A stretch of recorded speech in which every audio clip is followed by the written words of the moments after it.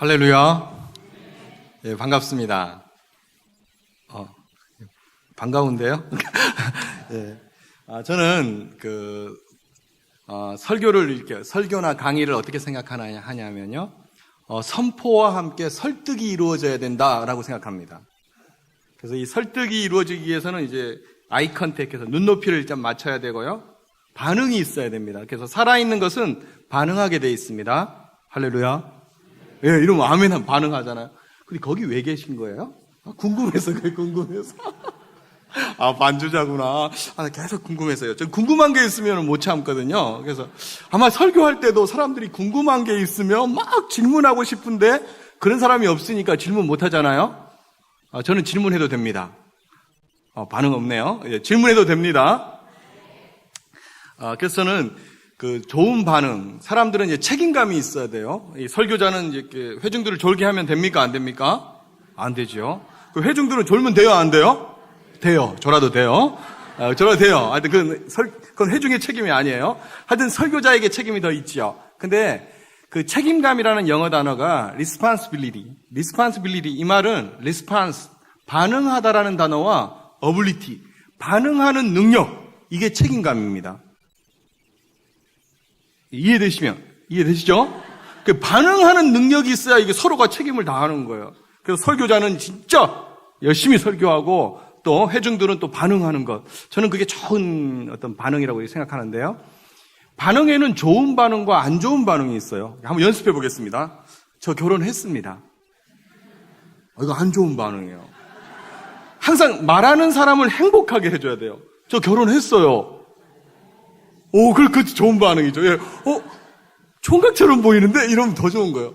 저 딸이 둘이에요. 예, 좋습니다. 이게 반응이에요. 제가 지금부터 설교하다가, 함께 한번 고민해보고 또 함께 하는 그런 시간들이 됐으면 좋겠는데요. 제가 결혼했다 그랬잖아요. 딸 둘인데, 이제 막내가 이제 이번에 대학에 들어갔어요. 좋아. 행복해요. 예, 근데, 저희 애들이 이제 초등학교 때 있잖아요. 제가 포항에서 사역했었거든요. 근데 포항에 갈 때 제가 부산에서 이제 포항으로 딱 가는데 저는 한국에서 가장 좋은 차, 산타모. 제가 타잖아요. 그래서 이렇게 그 산타모를 타고 이렇게 포항까지 다 가는데 저는 고속도로로 가는 것보단 때로는 이제 국도로 가는 거 좋아요. 너무 빨리 달리는 것보단 좀 이렇게 천천히 여유 있게 가는 게 좋잖아요. 하루는 딱 가다가 손을 딱 내밀었어요. 차 운전하면서. 남자들은 한 손으로 운전할 수 있거든요? 잘 모르세요? 예, 그런 게 있어요. 여자도 할 수 있어요? 네, 많이 발전했네요. 근데, 한 손으로 딱 운전하면서 손을 딱 내밀었는데, 갑자기 맞바람 때문에 이 손이 안 떨어지는 거예요. 누가 잡아주는 것 같은 느낌. 위에서, 이해되세요? 예, 반응. 할렐루야. 예. 손이 안 떨어져요. 그래서 제가 어떻게 했냐면, 갑자기, 이게 뭐냐, G코드. 그래서 제가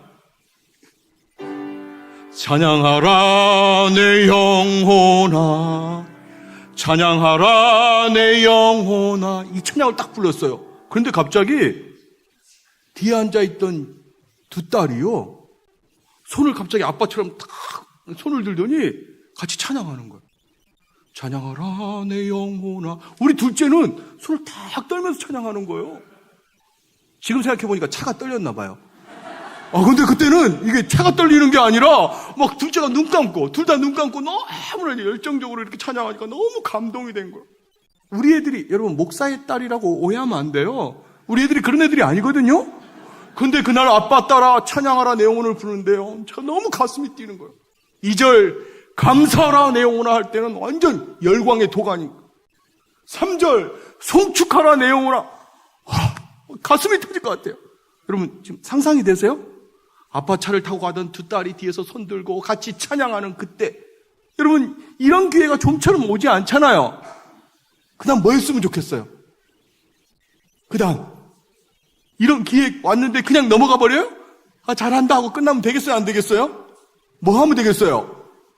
기도죠, 기도. 그래서 제가 기도하기 위해서 내가 허밍으로 딱 그랬어요. 한번 해볼까요?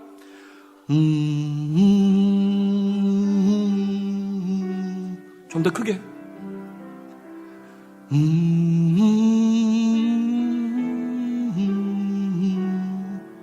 감고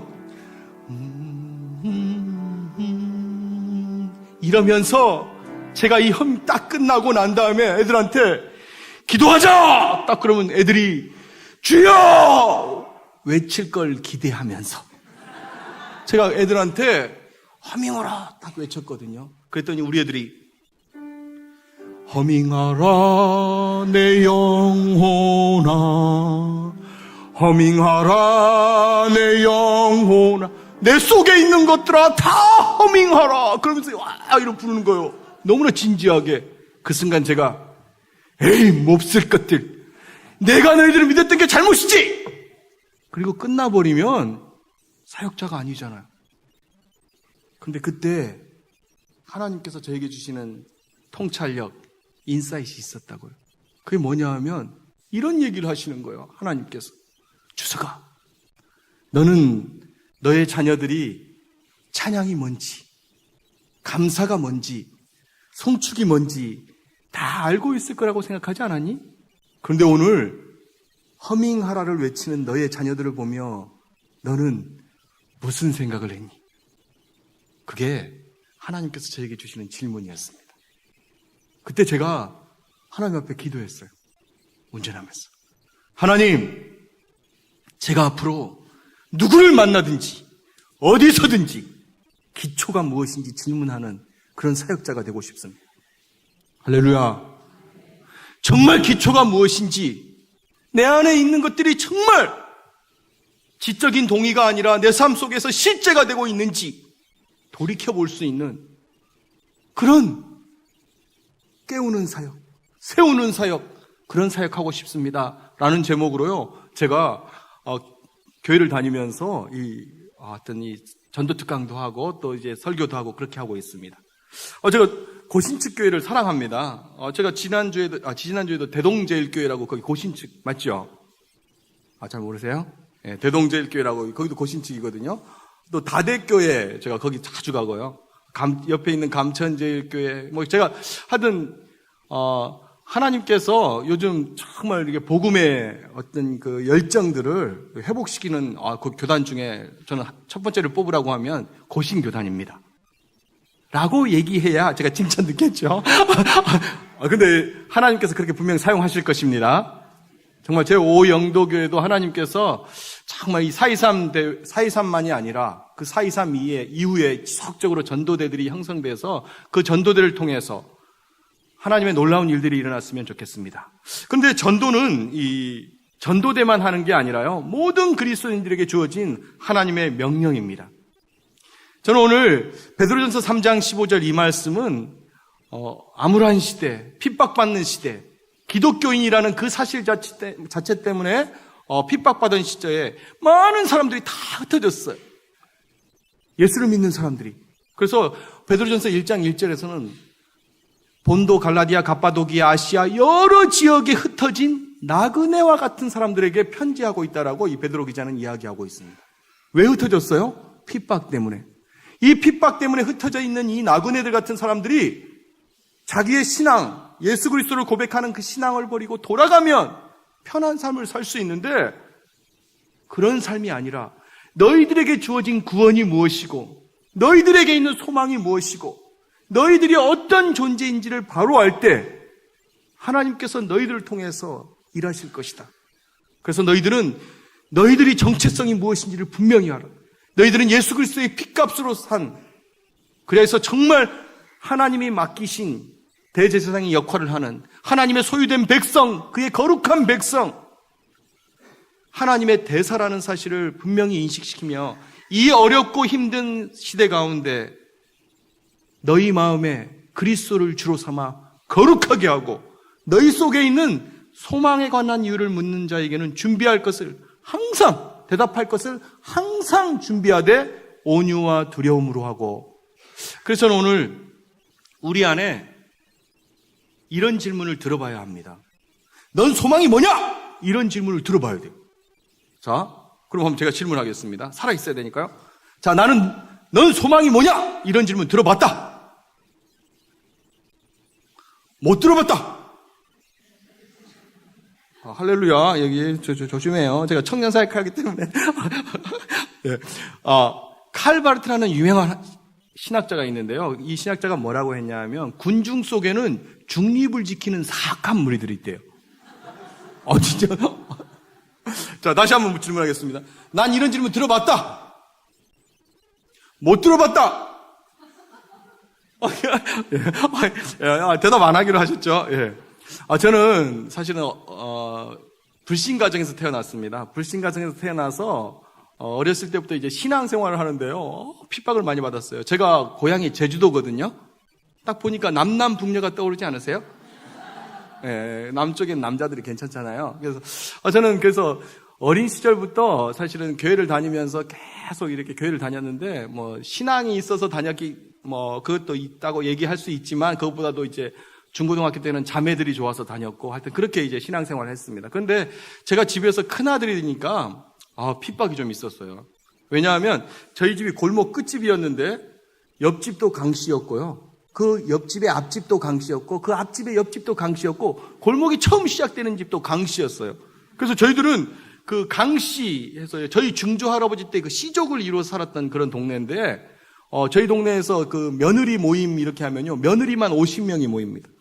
그러면 남편들 50명에다가 이제 자식들 2명씩만 해도 대충 몇 명이 되는지 아시겠죠? 그러니까 강씨들이 많아요. 저희 동네엔. 근데 제주도의 인사말 중에 이제 제일 간단한 인사말이 뭐냐 하면 한번 따라해 보시겠어요? 어디 감시냐? 아니, 어디 강시냐가 아니고 어디 감시냐? 예, 이게 뭐냐 하면 너 지금 어디 가고 있니? 이 질문이에요. 여기도 제주도 분 계시죠? 영도에. 예. 근데 왜 그러냐 하면 전부 다 친척이기 때문에 그래요. 친척이니까 지금 이 친구가 이 친척이 어디 가는지 궁금한 거예요. 그래서 그것을 제주도에서는 괜당 문화라고 그래요. 저는 어린 시절부터 저희 집안에 예수 믿는 사람이 한 명도 없었는데 제가 만약에 집 밖을 딱 나가면요. 누가 딱 저한테 물어봐요. 어디 감시냐? 그럼 제가 교회 갑니다 하면 되는데 그 순간 저는 저희 집안에서 난리가 나니까 그냥 항상 놀러 갑니다. 그러면서 이제 갔지요. 그래서 저는 교회 가면 항상 하나님 오늘도 저 놀러 왔습니다. 그래서 교회를 놀러 왔어요. 근데 그 얘기를 한 번도 제가 자신 있게 못 하다가 이제 제가 교회 간다는 얘기를 시작하긴 핍박이 오기 시작했죠. 핍박이 오는데요. 사람이 이상하게 핍박이 오면요. 나름 또 견뎌낼 힘을 주시는 것 같아요. 그리고 무엇보다도 저는 교회 가면 수많은 그 자매들이, 한타스의 자매들이 저를 반겨주기 때문에 저는 다른 모든 핍박을 견디고 갈 만한 가치가 있었어요. 그래서 그 12명의 여학생들하고 남학생은 딱 2명. 근데 그 한 친구는요, 여학생들하고 싸워요. 저는 여학생하고 안 싸워요. 제 그 인생의 모토 중에 여학생하고 싸우는 그건 없어요. 저는 여학생하고 친하게 지내야 하잖아요. 그 12명의 여학생하고 진짜, 그 12명의 여학생이 저를 신앙을 지켜줬어요. 그렇게 지내고 있는데 갑자기 대학 딱 들어갔는데 갑자기 교회 누나가 저한테 그러는 거예요. 주석아, 여학생이 6,000명이 모이는 데가 있대요. 그 6,000명이 모이는 곳에 한번 가보지 않겠냐? 이렇게 묻는 거예요. 제가 12명이 있어도 이렇게 행복한데 6,000명의 여학생 가고 싶은 거예요. 간다 그랬어요. 그래서 따라간 곳이 CCC 여름 수련회였습니다. 진짜 갔더니 여학생 6,000명이 저를 반겨주는 거예요. 남학생 4,000명. 그래서 10,000명이 이렇게 집회를 하는데 그 6,000명의 여학생들이 너무 잘해주는 거예요. 내가 너무 이게 천국이구나 막 그런 마음으로 거기서 집회 시간에 졸기도 했지만 하여튼 즐겁게 지내는데 거기서 저한테 훈련을 시키는데요. 어떤 훈련을 시키냐면 여러분 지금 받은 사형리 있죠? 이 사형리를 가지고 10시간 동안 저한테 훈련을 시키는 거예요. 그런데 그 내용이 뭐냐 하면 이 사형리 안에 있는 핵심 내용들을 가르치고 또 이걸 사람들한테 전하는 방법이 어떤 건지를 이렇게 가르치는 거예요. 저는 그 시간 10시간만 빼놓고 그 5박 6일 동안 너무나 행복한 시간인데 그 10시간만. 근데 제가 책임감이 있잖아요. 강사가 막 앞에서 가르치는데 제가 마음에 안 든 표정 지으면 돼요, 안 돼요? 그러면 안 되잖아요. 그냥 웃으면서 제가 그렇게 있었죠. 그랬더니 하여튼 5박 6일 딱 끝나고 난 다음에 갑자기 광고를 이렇게 들었는데 어떤 광고가 있냐면 거지 순례전도라는 프로그램이 있대요. 그걸 같이 가져요. 막 그러면서 동기부여하는 거예요. 딱 듣는 순간 저하고는 거리가 먼 거예요. 거지. 저 그거 진짜 싫어요. 순례? 목표를 가지고 가는 목적이 있는 순례도 있지만 그렇지 않은 순례가 많아. 난 그런 것도 싫어요. 전도? 이 전도는 저하고 거리가 먼. 그동안 제가 신앙생활을 했지만은 그거하고는 거리가 먼. 그래서 저는 영적으로 깨어 있어야겠다. 나도 모르는 사이에 거짓 순례전도 갈 수 있으니까 깨어 있어야겠다. 그러면서 기도해요. 하나님, 제가 깨어 있을 수 있도록 도와주세요. 붙들어 주세요. 딱 그랬는데 5박 6일이 딱 끝나고 나서요. 진짜 예쁜 자매가 저보고 딱 그러는 거예요. 형제님, 거짓 순례전도 같이 가요. 목소리도 떨리는 목소리로.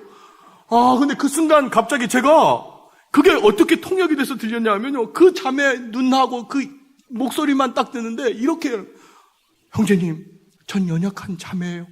저를 보호해 주세요. 이렇게 들리는 거예요.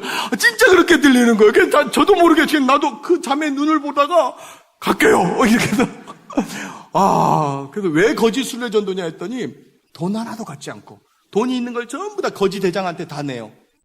그리고 돈 하나도 없이 가서 먹을 거 주면 먹고 재워주면 자고 이런 거.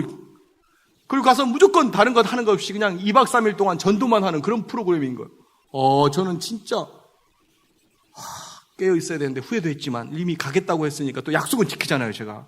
따라갔어요. 따라갔는데 첫날 딱 도착하자마자 어촌을 갔어요. 어촌. 행원이라는 어촌을 갔는데 그 행원 좀 밑에 있는 어촌에 갔는데 거기를 갔는데 갑자기 사람들이 막 가니까 막 전도하러 가자 했더니 막 전부 다 흩어져서 전도하는데 저는 거기 가면 안 되겠더라고요. 나는 용감하니까 혼자 있고 싶다고. 사실 저는 이 거짓 순례 전도를 이겨낼 수 있는 좀 능력이 있어요. 왜냐하면 저는요, 뭐 먹는 거, 입는, 자는 거 그런 건 충분히 해결돼요. 아무 집이나 들어가서 아줌마 밥 좀 주세요. 그러면 아주머니가 무서워서라도 밥을 준다고요. 그 제 별명이 대면자예요. 대면자. 제가 어떤 데라도 머리를 딱 대면 잘 수 있어요. 저는. 그러니까 먹을 수도 있고 잘 수도 있어요. 그런데 전도는 아직 저한테 이게 허락이 안 된 거예요. 그래서 그날 저는 오후에 놀이터에 갔어요. 놀이터에 가서 애들하고 시소도 타고 미끄럼틀도 타고 하는데, 근데 20살짜리가 그래 재미있겠어요? 그래도 그냥 재미있게 어쨌든 보내면서 저녁에 딱 모였는데요. 같이 모인 한 10몇 명의 학생들이 다 막 그날 성령께서 이런 일을 하셨다고 막 간증을 하는 거예요. 근데 저는 할 말이 있어요, 없어요? 있어요. 즐거웠다고, 좋았다고. 그래 짧게 끝내고 나서 그날 밤 잠을 자는데요. 잠이 안 와요. 이 마음에 부담이 생기고 왜 이럴까 막 그런 부담 때문에 잠이 안 와요. 근데 제가 그 다음 날 아침에 일찍 일어나서요. 제 마음속에 자꾸 번민이 생기는 거예요. 내가 왜 왔나? 왜냐하면 저한테 보호해달라고 한 자매는 거기 가는 순간부터 보이지도 않더라고요. 제가 보호할 수 있는 그 환경이 안 돼요. 그래서 이제 그 다음날 아침에는 내가 이제 안 되겠다. 나도 한번 해봐야겠다. 그러면서 원래 둘씩 짝져가요. 둘씩 짝져가야 이렇게 전도할 때 좋은데 그날은 저 혼자 가겠다고. 왜냐하면 난 용감하니까. 사실 짝수도 안 맞았거든요. 그래서 내가 혼자 가겠다고 딱 그랬더니 그렇게 하래요. 그래서 제가 하나님 앞에 그날 새벽에 그렇게 기도했어요. 하나님, 나 어떻게 될지 모르지만, 결과는 어떻게 될지 모르지만 일단 시도는 해보겠습니다. 시도까지만 하겠습니다. 그 다음엔 난 모르겠는데 일단 시도는 해보겠습니다. 그러면서 한 집을 딱 갔어요. 한 집에 딱 갔는데 대문을 딱 열고, 보통 제주도는 대문이 열려 있잖아요. 대문을 열고 딱 들어갔어요. 그리고 마당을 딱 건너가서 현관문을 딱 놓고 했더니 아주머니 한 분이 딱 나와요. 그 아주머니가 어떻게 왔냐 그랬어요. 아주머니, 저는 대학생인데요. 그랬더니 그 아주머니가 더 밝게, 대학생? 그 동네 대학생이 없는 동네예요. 근데 전 또 잘생겼잖아요. 왜 웃는 거죠, 이거? 이거 아주 할렐루야. 이 질투의 화신들이 다 모여있어요, 여기. 다시, 잘생겼잖아요. 왜 반응이 없어요? 그래서 제가, 그 아주머니가 대학생이라고 하니까 더 반겨주신 거예요. 그래서 제가 탁, 이렇게, 어떻게 왔냐 그랬어요. 자신감이 갑자기 생겼어요. 아주머니, 사형리에 대해서 들어보셨습니까? 딱 그러니까 아주머니가 그게 뭐냐요? 그래서, 이것은 기독교의 가장 중요한, 딱 이렇게 얘기하는데 갑자기 아주머니가, 그 상냥하던 아주머니가, 나가! 이러시는 거예요. 근데 그 순간요, 저는 제 마음속에 고맙더라고요. 왜냐하면 저는 10시간 동안 훈련받으면서 어떤 마음이 있었냐면 이건 안 된다라는 생각이 있었어요. 글꼴도 이렇게 마음에 안 들어요. 그리고 디자인도, 이 컬러도 마음에 안 들고요. 내용도 너무 긴 것 같아요. 그래서 그 수련회에서 10시간 동안 이거 훈련받으면서 제 마음속엔 계속 어떤 생각이, 이건 안 된다, 이건 안 된다, 이건 안 된다, 이런 생각이. 그래서 저는 나중에 이건 안 된다라는 생각이 가득 차다 보니까 진짜 그게 확신이 되더라고요. 이건 안 된다, 이런 생각을 갖고 있었는데, 어쨌든 제가 시도는 하려고 했잖아요. 기도하고. 근데 왔는데 아주머니가 나가! 하니까 고마운 거예요. 제 마음속에. 고맙다고는 얘기 못하고, 아주머니 안녕히 계세요 그러면서 인사하고 딱 마당을, 그러면서 나오면서 제 안에 마음이 이제, 나는 시도했으니까 이제 됐다, 그러면서 딱 걸어 나왔어요. 걸어 나오는데 갑자기 제 등 뒤에 뭐가 부딪혀요. 뭐가 부딪혔을까요? 예? 제 등 뒤에 뭐가 부딪혔어요. 지금은 목사님이 따가운 시선이 부딪히는데, 이게 목사님 뒤에 계신 적이 많지 않거든요. 네. 제 등 뒤에 뭐가 와서 부딪혀요. 뭐가 부딪혔을까요? 소금. 그냥 소금이 아니고, 왕소금. 왕소금을 저한테 쫙 뿌리면서, 어이, 물러가라, 재수없어. 막 그러시는 거예요. 제가 그 순간, 잠시 자리에 딱 섰어요. 제가 그때, 두 가지 생각이 딱 들더라고요. 여러분, 최초의 신약의 최초의 순교자가 누구죠? 스데반 집사님. 여러분, 스데반 집사님, 갑자기 그 어린 시절, 그 주일학교 때부터 들었던 그 두 가지가 생각나더라고요. 하나는 스데반 집사님이 생각나는 거예요. 우리 형제님 한번 일어서 볼래요? 여러분, 이 형제님을 우리가 스데반 집사님이라고 가정해 봅시다. 웃으면, 이 스데반 집사님인데, 스데반 집사님이 어떻게 죽으셨어요? 돌에 맞아 죽었어요. 여러분, 우리가 만약에 저 형제님을 우리가 돌로 쏴 죽인다면, 저 형제는 몇 대쯤 맞으면 죽을 것 같아요? 진짜 한번 생각해 보시라고요. 진짜 막 그냥 종교적인 그것 때문에 막 악독한 사람도 있지만, 아마 요만한 돌멩이로 저 형제는 한 4,578대쯤 맞으면, 죄송해요. 앉아주세요. 갑자기 그때 딱 드는 생각이, 야, 내가 진짜 초대교회에 태어났다면 돌에 맞았을 텐데 지금은 소금? 내 마음속에 쏴라! 라고 외치고 있었어요. 마음으로. 또 한 가지 드는 생각은요, 제가 어렸을 때부터 교회 다녀서 저희 집에서는 조금 이제 어려움이 약간 이 신앙 때문에 있었지만, 제가 한 번도 이 말씀이 실제가 된 그것들에 대한 경험이 그렇게 크지 않았어요. 근데 그때 어렸을 때부터 들었던 말씀, 지금은 그게 마태복음 5장의 산상수훈에 있는 말씀인 걸 알아요. 을을 위해 핍박받는 자는 복이 있나니 천국이 저희 것입니다. 할렐루야. 갑자기 이 말씀이 딱 떠오르는 거예요. 이 말씀이 딱 떠오르면서 갑자기 감동이.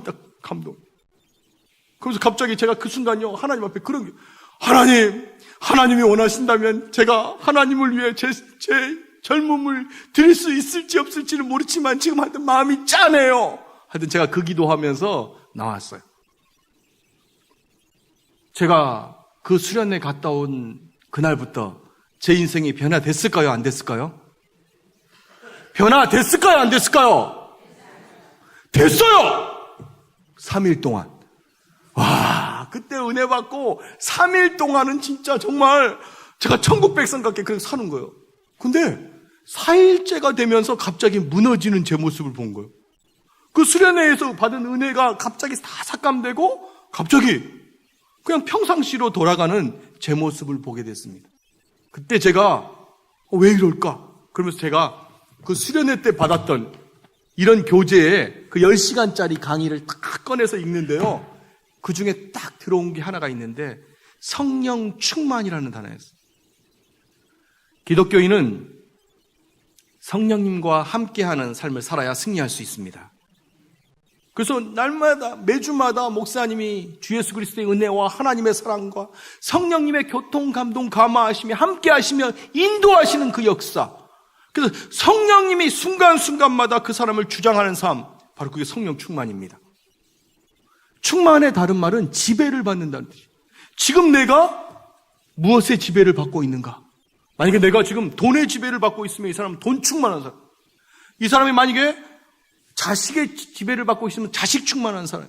그러나 내가 말씀의 지배를 받고 있으면 이 사람은 말씀 충만한 사람. 말씀 충만의 다른 말이 예수 충만. 예수 충만의 다른 말 성령 충만. 내가 지금 성령의 지배를 받고 있으면 이 사람은 성령 충만한 거예요. 할렐루야. 저는요, 이 셔츠에도 WWJD, 팔찌도 있어요. WWJD. 이게 뭐냐면 예수라면 어떻게 할 것인가라는 책이 있어요. 읽어보신 분? 못 읽어보신 분? 목사님 손 안 드네요.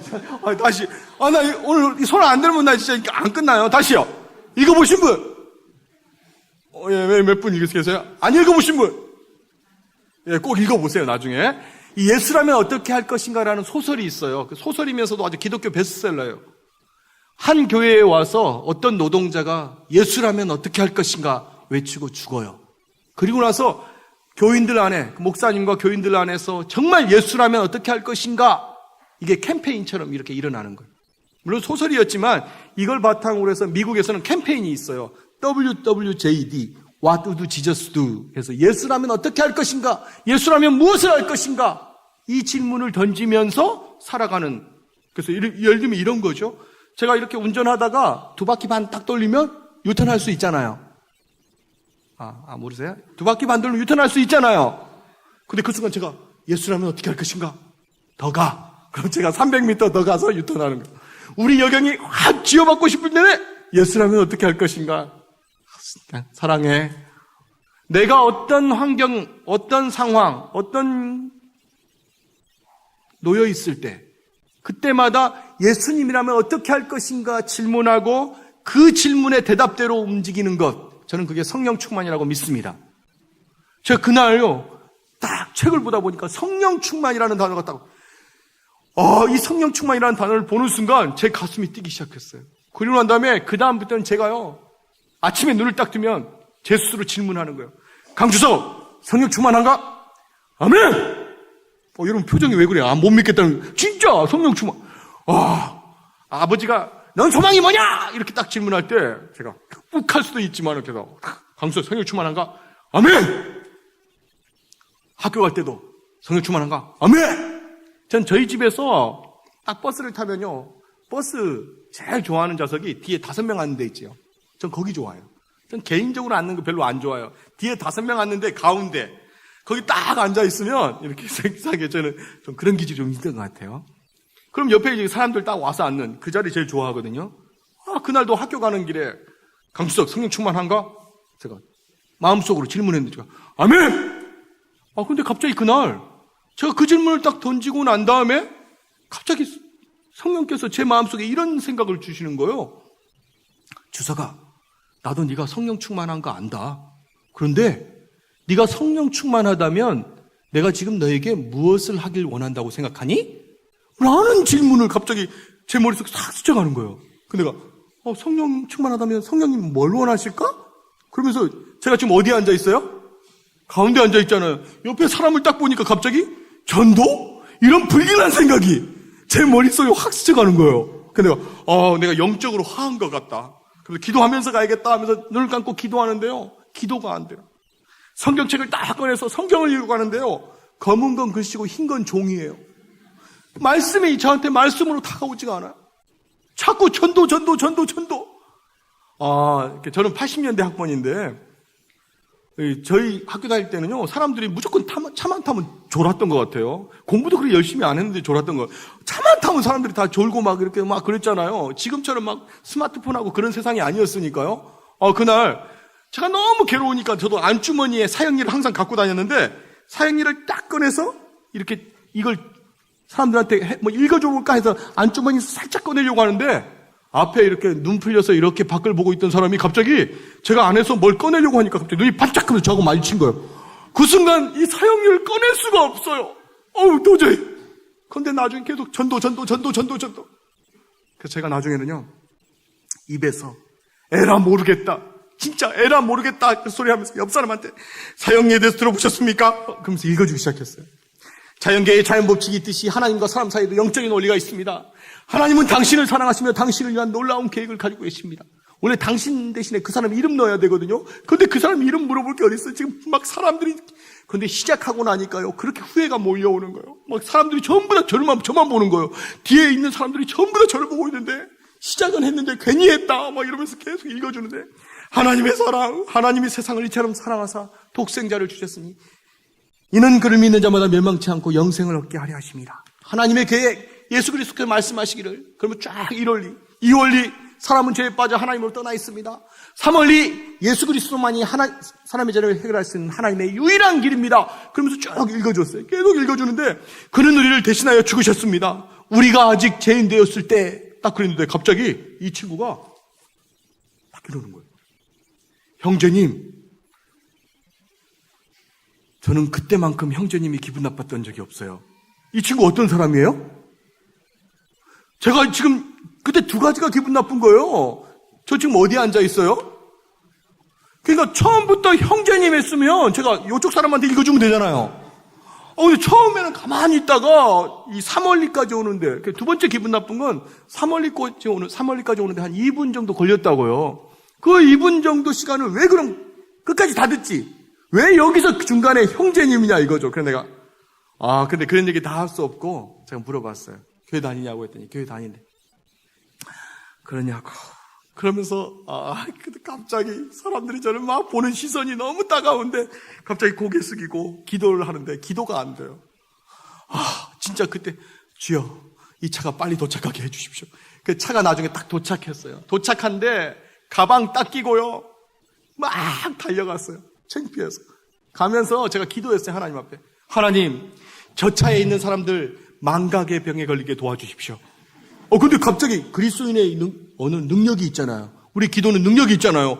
갑자기 그렇게 기도하면 안 될 것 같아서 아까 있었던 한 10분 정도만 잊어지게 좀 도와주세요. 그러면서 막 달려갔어요. 그런데 달려가는데 저 뒤에서 누가 형제님! 하고 막 이제 쫓아오네요.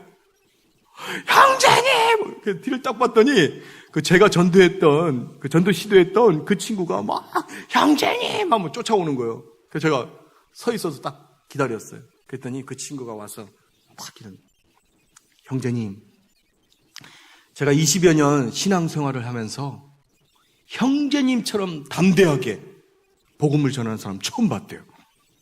어떻게 하면 그렇게 될 수 있냐고. 그래서 제가 그거 훈련 받으면 된다. 그러면서 같이 제가 대학 때 그 친구하고 같이 성경 공부하면서 같이 전도하고 그랬어요. 저는 그때 깨달았어요. 성공적인 전도란, 한번 따라해볼까요? 성공적인 전도란 성령님의 능력 안에서 그리스도만을 전하고 그 결과는 하나님께 맡기는 것이다. 그래서 제가 깨달은 게 그거예요. 우리가 전도할 때 불신자를 만나면 생명을 얻게 될 것입니다. 할렐루야. 아멘 안 하시네요. 생명을 얻게 될 것입니다. 기신자를 만나면 도전을 받게 될 것입니다. 우리가 전도할 때 불신자를 만나면 생명을 얻게 될 것이고, 이미 믿는 사람을 만나면 그 사람이 도전을 받게 될 것입니다. 그래서 우리는 내가 전도할 때 하나님 앞에서 확신을 가지고 하나님 앞에 순종하는 그 믿음의 결단, 성령 충만한 삶으로 하나님 앞에 순종으로 나아갈 때 하나님께서는 우리를 통해 열매를 맺게 하실 것입니다. 기독교는 소망의 종교입니다. 저는 여기에 있는 분들이, 그래서 오늘 저는 사실은 사형리 1번이 만약에 제 강의가 사형리 강의가 아니었다면 제목을 저는 누가 소망에 관한 이유를 묻거든. 우리 안에 누군가가 소망에 대한 이유를 물어야 돼요. 근데 그게 넌 소망이 뭐냐? 이 질문이 아니라 변형된 질문들이 많을 것입니다. 야, 일주일 동안 그렇게 열심히 일하는데 일요일은 좀 쉬어야지. 근데 넌 일요일날 그 옷 빼입고 어디 가냐? 야, 넌 그렇게 애들이 말을 안 듣고 힘들게 하는데 어떻게 그렇게 평안할 수 있냐? 야, 너는 가진 게 그렇게 없는데 어떻게 있는 나보다도 더 부유하게 보이냐? 너는 왜 이렇게 너희 얼굴을 보면 이렇게 인상이 없고 그렇게 행복하게 보이냐? 넌 행복이 뭐냐? 이런 질문들이 넌 소망이 뭐냐? 라는 질문에 변형된 질문일 것입니다. 자, 그런 질문 들어보신 분? 진짜, 이 대답, 당회에서 결의한 거죠? 손 안 들기로? 괜찮습니다. 넌 소망이 뭐냐? 이 질문에 변형된 질문을 우리는 듣습니다. 그리고 그때 우리는 우리에게 있는 소망에 관한 이유를 많은 사람들에게 대답해야 합니다. 기독교는 소망의 종교입니다. 할렐루야. 그리고 우리가 읽었던 베드로전서의 닉네임, 별명은 소망의 서신입니다. 우리에게 있는 소망은 다른 종교하고 다릅니다. 우리가 다른 종교, 불교라든지 다른 것과 비교해 봤을 때 우리가 그것을 알 수 있어요. 여러분, 그 부산에 불교 교세가 크지요? 불교의 종교. 여러분, 불교에 보면 불교의 가장 기본적인 교리를 한 번만 살펴봐도 그것을 알 수가 있어요. 불교의 가장 기본적인 교리 중에 사홍서원이라고 있어요. 들어보셨어요? 넉사, 클롱, 4가지 큰 서원함이 있다고요. 이 사홍서원이 우리 기독교의 사도신경이나 주기도문하고 비슷한 거예요. 그냥 모든 법회 이식 때마다 들어가는 거예요. 들어보셨어요? 안 들어보셨어요? 그럼 한번 들어보세요. 한번 들어보세요. 어떻게 하는 거냐면 중생무변 서원도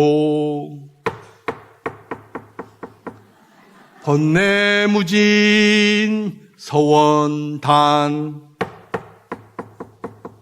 불도무상 서원성 법문무량 서원학. 이게 4가지 서원함이에요. 들어보셨어요? 안 들어보셨어요? 그럼 손 안 들어도 고개로 대답해요. 들어보셨어요? 안 들어보셨어요? 이게 딱 끝나면 마하바냐 바라밀타 신경수리, 이건 들어보셨어요? 예, 이 마하바냐 바라밀타 신경 전에 하는 4가지 서원함이 불교의 가장 기본적인 것들을 얘기하는 거예요. 근데 이 사홍서원 내용을 이렇게 살펴보면요, 우리랑 비슷한 것도 있고 아닌 것도 있어요. 비슷한 것도 있어요. 한번 보세요. 중생이 많지만 서원도, 도를 얻기를 원합니다. 우리랑 비슷해요? 비슷해요, 안 비슷해요? 비슷하죠? 불도의 길이 높지만 서원성, 이루기를 원합니다. 비슷해요? 우리랑 비슷해요. 법문무량 서원학, 법문이 많지만 다 배우기를 원합니다. 비슷해요, 안 비슷해요? 비슷해요. 근데 이거 한번 잘 들어보세요. 번뇌무진, 번뇌가 아주 막 여러 가지 많지만 서원단, 단자가 무슨 단자일까요? 끊을 단. 절단할 때 그 단이에요. 단절할 때 그 단자예요. 끊을 단. 번뇌가 많지만 끊기를 원합니다. 이게 문제예요. 이게 우리랑 달라요. 그래서 불도인들은 108염주 딱 들고 오면서 A번뇌, B번뇌, 가번뇌, 나번뇌, 그번뇌 끊기 원하는 거예요. 그러면 돌리는 거죠. 근데 여러분 잘 들어보세요. 여러분 이거 들으면 여러분 해탈할 수도 있어요. 모든 인간은 번뇌를 다 끊어버리고 살고 싶은 번뇌가 있어요. 다시요. 모든 인간은 번뇌를 다 끊어버리고 살고 싶은 번뇌가 있어요. 자, 이 말 무슨 말인지 이해되세요? 이 말은 번뇌는 끊을 번뇌를 끊기를 원하는 것조차 번뇌이기 때문에 인간은 번뇌를 끊을 수 없다. 그래서 불교는 자력 종교라고 부릅니다. 스스로의 힘으로 해결하려고. 그런데 기독교는 이와 같지 않습니다.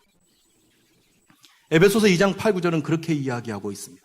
너희가 그 은혜를 인하여 믿음으로 말미암아 구원을 얻었나니 이것이 너희에게서 난 것이 아니오 하나님의 선물이라. 행위에서 난 것이 아니니 이는 누구든지 자랑치 못하게 함이니라라고 성경은 이야기하고 있습니다. 천하 인간의 구원을 얻을 만한 다른 이름을 주신 일이 없습니다. 이거에 아멘 해야 돼요. 천하 인간의 구원을 얻을 만한 다른 이름을 주신 일이 없습니다. 오직 예수 그분만이 우리의 길이요 진리요 생명이십니다. 나로 말미암지 않고는 아버지께로 올 자가 없다. 라고 성경은 선언하고 있습니다. 우리는 이 예수 그리스도 그분으로 말미암아 얻어지는 구원. 그래서 우리 기독교를 타력 종교라 부릅니다. 나의 힘이 아닌 그분의 힘. 그분의 힘에 힘입어 그분의 핏값으로 말미암아 그분의 은혜로 말미암아 하나님께 나아가는 바로 그 내용이 사형리의 내용입니다. 그래서 사형리는 하나님의 사랑과 인간이 죄인이라는 것, 그리고 모든 인간에게는 예수 그리스도가 필요하다는 것, 이 예수 그리스도를 영접함으로 말미암아 하나님의 자녀가 될 수 있다라고 기록하고 있습니다. 이것에 대해서 가장 간추려진 전도지가 바로 사형리입니다. 제가 울산에 있었던 한 교회에서요, 이 사형리 훈련을 하고 나서 숙제를 냈어요. 예를 들면 저도 이렇게 잊어버릴 것 같으니까, 여러분 다음 주에 올 때까지 이 사형리를 10페이지까지, 몇 페이지까지? 10페이지까지 무조건 한 사람 이상에게 읽어주세요. 아시겠죠? 10페이지까지 한 사람 이상에게 꼭 한 사람 이상에게 읽어보세요. 근데 제가 울산에 있었던 한 교회에서 김마리, 지금 제가 이름 얘기했어요? 잊어버리세요. 그 김모 집사님이 계셨어요. 그 집사님이 다음 주에 올 때까지, 다음 올 때까지 사형리를 꼭, 내일 올 때까지 사형리를 꼭 읽어주라고, 한 명 이상에게 읽어주라고 숙제를 냈어요. 그런데 이분이 그 다음날 교회 안 가기로 결심했어요. 왜 그러냐 했더니 이분이 글을 못 읽어요, 글을 못 읽으니까 자기가 숙제를 못하니까 교회 안 가기로 딱 결심했대요. 근데 그날 밤에요, 갑자기 계속 막 목사님이 꿈에 나타나고 그러면서 막 그렇게 해서 잠을 좀 설쳤대요. 근데 그 다음날 아침에 일찍 그 울산 태화강 옆에 있는 그 공원에 이렇게 산책을 딱 갔대요. 운동하러 딱 갔는데 진짜 착하게 보이는 청년이 이렇게 지나가더래요. 그래서 그 청년을 불렀어요.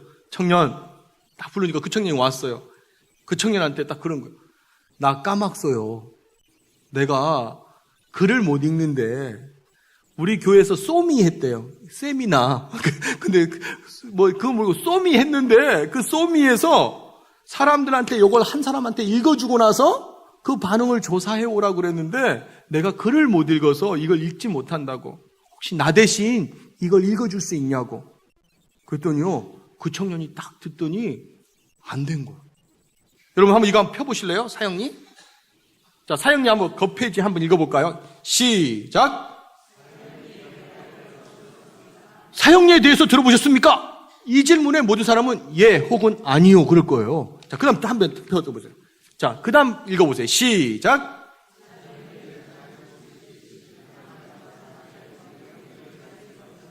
이런 서론으로부터 시작되는 것이 사형리의 그 첫 번째 원리가, 자, 주제 문장, 그 박스 안에 있는 시작!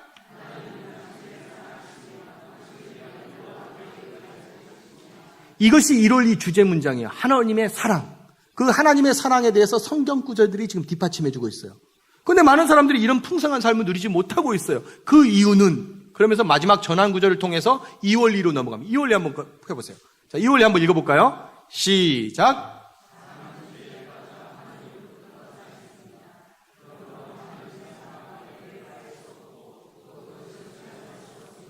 이 원리는 인간이 죄인이라는 것에 대해서 이야기하면서 그것에 뒷받침해주는 성경 구절과 함께 인간의 힘으로는 하나님께 도달할 수 없다라는 것을 이야기하는 것이 이 원리입니다. 자, 마지막 전환 구절 한번 읽어볼까요? 시작! 이 간격을 이어주는 유일한 길을 제3원리에서 설명하고 있습니다. 그 이 원리 제일 마지막 나와 있는 것이 전환 구절이에요. 자, 3원리 한번 읽어봅시다. 시작!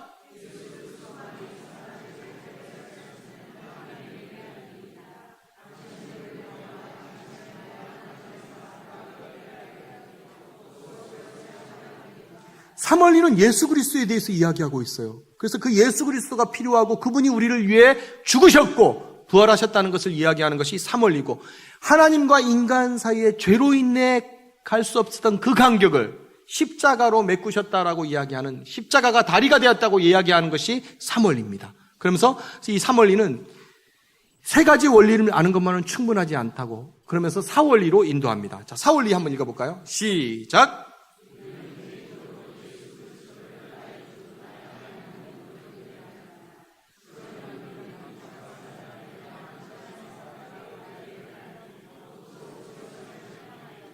사월일은 예수님을 영접해야 되는 것과 우리가 믿음으로 영접하는 것, 그리고 우리가 예수 그리스도를 영접할 때 그분이 우리 안에 오실 것이라고 하는 것에 대해서 이야기해주고 있습니다. 그래서 이 사월리에는 두 가지 그림이 있어요. 여러분 그 그림 두 개가 보이죠? 왼쪽의 그림은요, 그 원은 사람의 마음이나 인생을 이야기해 줍니다. 이 사람은 그 인생에 예수님이 오신 일이 없어요. 오른쪽 그림은 예수님이 그 인생에 오신 그림이에요. 왼쪽 그림은 자기 마음의 왕자에 누가 지배하죠? 자기가 지배하기 때문에 내가 나의 주인인 사람이에요. 불신자죠, 우리가 볼 때. 인생에는 예수님이 오신 일이 없어요. 오른쪽 그림은 예수 그리스도가 그 사람 마음의 왕자에 앉아서 예수 그리스도가 지배를 하는 그런 삶이에요. 우리가 말하는 아주 성령 충만한 그리스도인이죠. 그래서 그 그림 밑에는 두 가지 질문이 있어요. 첫 번째 질문 한번 읽어볼까요? 시작. 두 번째 질문, 시작. 그러면서 그 다음에 전환 구절은 다음은 예수 그리스도를 어떻게 영접하는가를 설명해 줍니다 하고 나서 그 다음 페이지 10페이지가 예수님을 영접하는 기도가 거기 나와 있어요.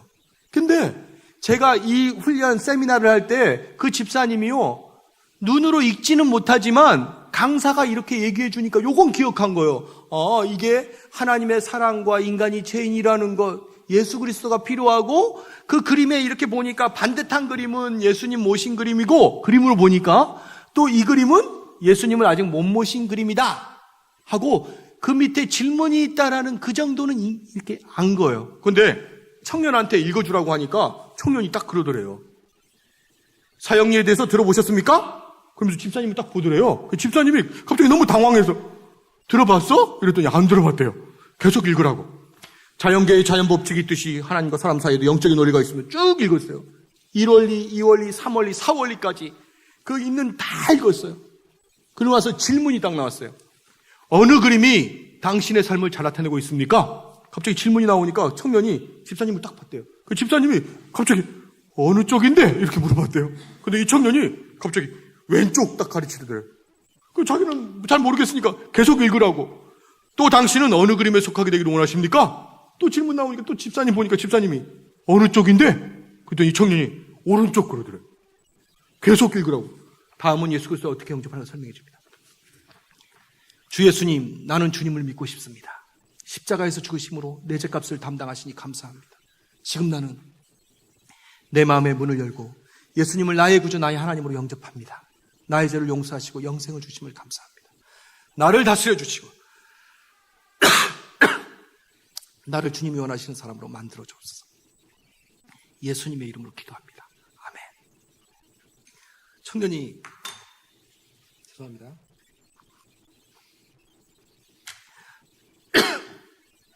청년이 이 기도문을 딱 읽고 난 다음에 그 밑에 질문이 있어요. 한번 읽어볼까요? 시작.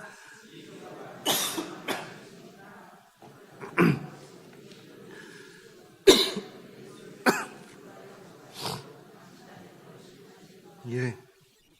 청년이 이 기도가 당신의 마음에 드십니까? 하면 집사님을 딱 봤어요. 집사님이 이 기도가 당신의 마음에 드십니까? 하면 자기를 보니까 다 한마디 물어보대요. 들어? 그랬더니 이 청년이 든대요. 집사님이 그 다음에 어떻게 한 걸 잘 모르겠으니까 이렇게 했대요. 그럼 다시 한번 읽어봐. 그랬더니요, 그 청년이 토박토박, 주 예수님, 나는 주님을 믿고 싶습니다. 십자가에서 죽으심으로 내 죄값을 담당하시니 감사합니다. 지금 나는. 그러면서 이 영접하는 기도를요, 눈물을 글썽이면서 읽더래요. 그날 김 집사님 교회 왔을까요? 안 왔을까요? 왔어요. 목사님이 앞에서 혹시 전도하신 분, 나누실 분, 간증하실 분 했는데 이분은 손도 못 드는 분이에요. 근데 목사님이 김 집사님 딱 부르더니 제일 앞에 딱 나가서 한마디, 나 까막써요. 찬송가는 다 외웠대요. 하도 많이 불어서. 목사님이 이사야 그러면요, 창세기부터 한 장 한 장 걷고 있으면 성경은 다 읽었대요. 그래서 그 교회에서 자기가 까막눈이라는 것, 글 못 읽는 것, 글을 못 읽는 건 아무도 모른대요. 그런데 오늘 아침에 있었던 일을 다 얘기합니다. 저는 지금은 이제 제가 일본 단기 선교도 이제 여러 번 갔다 와서요. 이제는 가서 생존 언어는 해요. 지금 가서 전도도 할 수 있어요. 요다카나 진세이노 다메노 요쪽노스코 뭐 고전이 됐을까? 소데스까? 지젠노 색깔이로나 카미사마 또 지젠 또 그러면서 제가 사형리로도 전도할 수 있고 막 사람들한테 전도할 수 있는데 제가 처음으로 전도하러 일본에 갔을 때는요. 일본말을 전혀 못하고 제 이름, 제 소개 정도만 할 수 있고 전부 다 여기다 한국어로 토를 달았어요. 요다카나 진세이노 다메노 요츠노 호소코 뭐 고전지 데스까? 이런 식으로 이게 다 한국말로 적었어요. 그리고 나서 일본 가서 전도하는데요. 어떤 일이 있었냐면 제가 한국말로 전부 다 적었기 때문에 이렇게 읽어줄 수는 있잖아요. 나중에 제가 전도한 사람을 데리고 교회로 왔어요. 근데 갑자기 교회에 오니까 통역자가 있잖아요. 통역자가 있는데 이 통역자한테 뭐라고 하냐면 오늘 공원에 앉아 있는데 강 센세이, 제 이름이 강씨잖아요. 강 선생님이 왔다시 나에게 요츠노 호소코 사형리를 전하더래요. 근데 사형리를 전하는데 어떻게 전하냐면 이렇게 전하더래요. 예를 들면 저기 복음의 능력을 예배를 회복하라 이렇게 해서 제가 일본말 밑에다가 썼으니까 이렇게 읽을 수 있잖아요. 근데 조금 과장하면 이렇게 읽더래요. 제가 복음 에능 역으로 예 배를 해 복하라 복 음에능 역으로 말 씀과기 도를 회복하라. 예를 들면 이렇게 읽더래요. 이해되세요? 아버지가 방에 이래야 되는데요. 저는 이제 한국말로 썼으니까 읽을 수 있잖아. 아버지 가방에 그렇게 읽어서 나중에는요 자기가 하도 답답해서 안 되니까 저한테 주라고 해서 자기가 읽었대요. 근데 그때 통역자가 딱 그러는 거예요. 잠시 멈추더니 아니 일본말로 하나 배워주는 거예요. 한번 따라해 보실래요? 연대구다사이. 연대구다사이가 뭔지 아세요? 읽어주세요. 와, 그거 배우고 난 다음에, 그 다음 제가 일본 사람 딱 만나서요, 막, 와타시나 한국으로 가라겠다. 다이각세 데스. 뭐, 그러면서 제가 딱 소개하고 난 다음에, 그 다음 그 사람한테, 연대구도사! 이러면요, 일본 사람 진짜 일본말 잘해요. 와, 막 절절절절 읽는데요. 따라가지도 못할 정도로.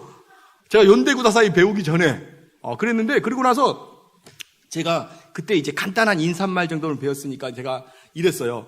이쇼니 이키마쇼 하면서 제가 어디 가자고 그랬냐. 함께 가자. 어디냐. 교회에 같이 가자. 이렇게 얘기했어요. 그랬더니 이 사람이 뭐라 하더라고요. 근데 저는 그 사람이 웃으면서 얘기하니까 좋다는 뜻인 줄 알고 데려왔어요. 근데 통역자한테 얘기할 때 이렇게 얘기했대요. 강사가 자기한테 교회 가자 하니까 자기가 그랬대요. 스미마센께도 미안하지만은 와타시노 시간과 나이 데스. 지금 시간이 없어서 아소때 다음에 교회 가겠다. 이런 식으로 얘기했대요. 그랬더니 갑자기 제 손을 팍 잡더니 막 데려가더래요. 저는 그 말이 무슨 말인지 몰라서 웃으면서 얘기하냐. 교회 가자 하니까 이 사람이 웃으면서 막 얘기하니까 그냥 좋다는 뜻인 줄 알고 데려갔거든요. 여러분 그 사람이 나중에 세례를 받았습니다. 할렐루야. 제가 오늘 지금 얘기하고 싶은 것, 하나님이 우리를 사랑하십니다. 그 사랑이 우리 안에 있는 것이 분명하고 우리 안에 하나님께서 주신 복이 분명하고 그 복 가운데 천국의 상을 허락하셨고 또 우리 안에 예수 그리스도와 함께 있는 그 능력을 소유한 백성이라면 저는 그게 사실이라면 그게 우리의 소망이라면 우리는 그 소망을 누군가에게 나누어야 합니다. 근데 나누는데 특별한 기술이 있고 화려한 어떤 그것이 있어서 그런 게 아니라 우리가 하나님 앞에 겸손한 마음으로 순종하며 나아갈 때 열매를 맺을 수 있습니다. 제가 아까 불교의 사홍서원 좀 했잖아요. 제가 그걸 어떻게 알았을까요? 제가 불교에 간 게 잘하죠? 잘 안 하나요?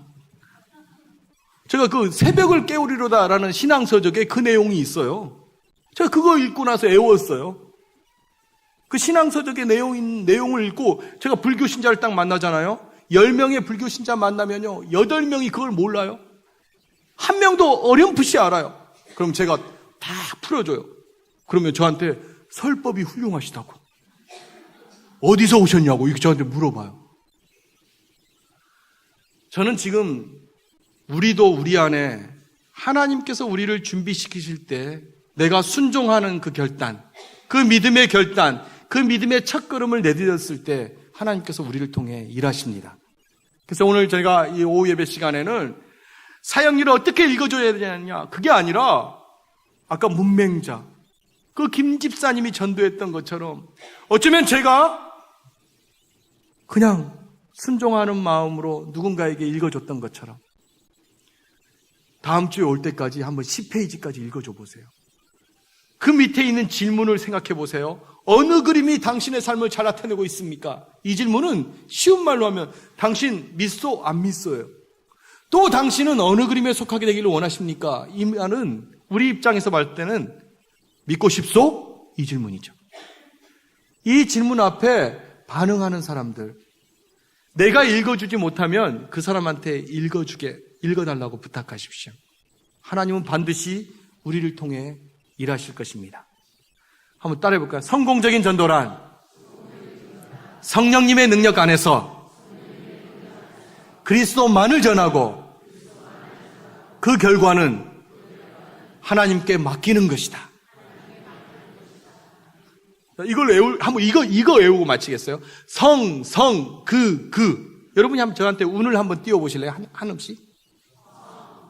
성공적인 전도란 성령님의 능력 안에서 그리스도만을 전하고 그 결과는 하나님께 맡기는 것이다. 자, 이제 제가 한번 운을 띄워보겠습니다.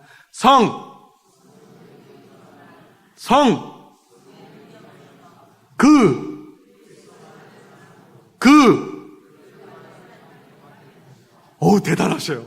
여러분 모두가 이제 충분합니다. 같이 한번 외워볼까요? 처음부터 끝까지. 시작. 성공적인 전도란 성령님의 능력 안에서 그리스도만을 전하고 그 결과는 하나님께 맡기는 것이다. 제가 기도하겠습니다.